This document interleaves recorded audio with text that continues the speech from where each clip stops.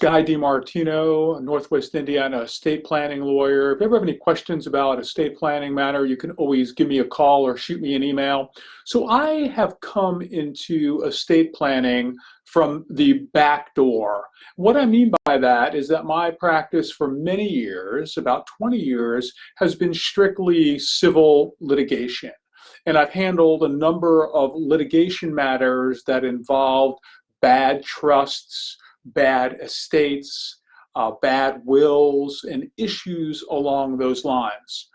And I recently came in contact with somebody who was a potential judgment debtor.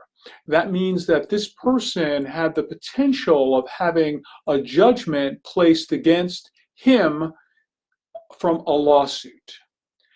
And his statement to me was, well, a few years ago, I read a book and I went out and I prepared a trust so my assets are protected, my home is in the trust, I have some other assets in the trust, and therefore these assets are protected.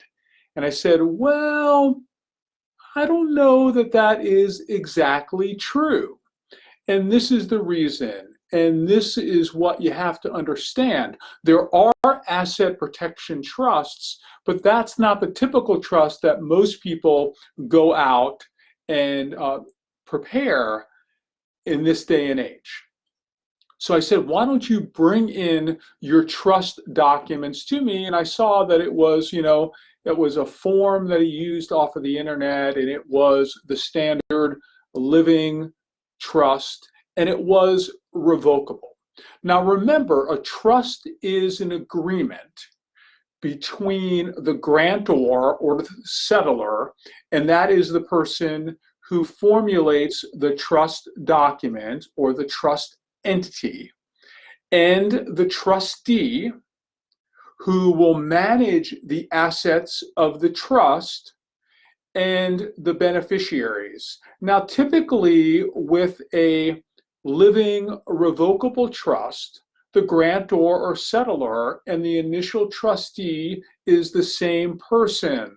And then when that person dies, then you have successor trustees, and a lot of times the property will go to beneficiaries.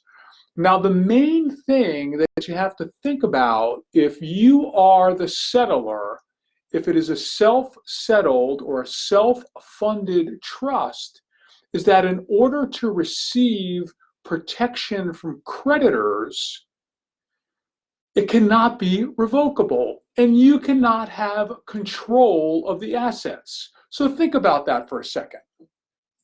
If you are in control of the assets of the trust, or you are in control of the trust because you were the settlor and you're also the trustee, and you have the power at any time to change the trust or to take property out of the trust or to add property to the trust, and you can make all these changes, there would be concern under the law that should you be subject to a lawsuit or have a creditor, that you're just going to take your private assets or assets that are not in the trust and put them in the trust, and then it'll go ahead and cause some type of protection from either litigation debt or some other creditor's debt.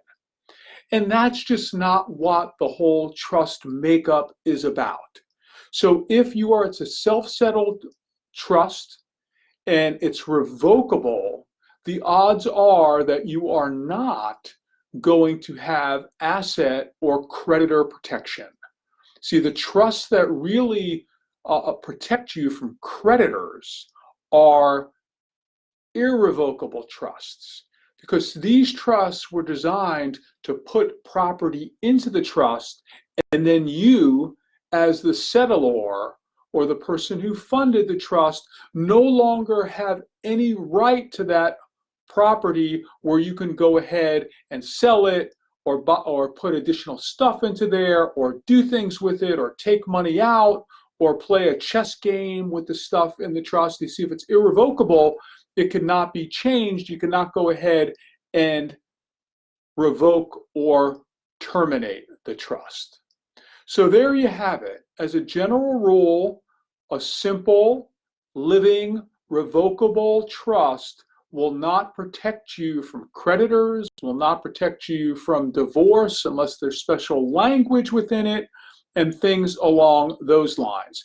If you want to protect your assets, you have to think of trust along the irrevocable line, the ones that cannot be changed, or certain asset protection or benefit protection trusts. If you have any questions about a Northwest Indiana estate planning matter or trust matter, you can always give me a call or shoot me an email. Until the next time, I am Guy DiMartino.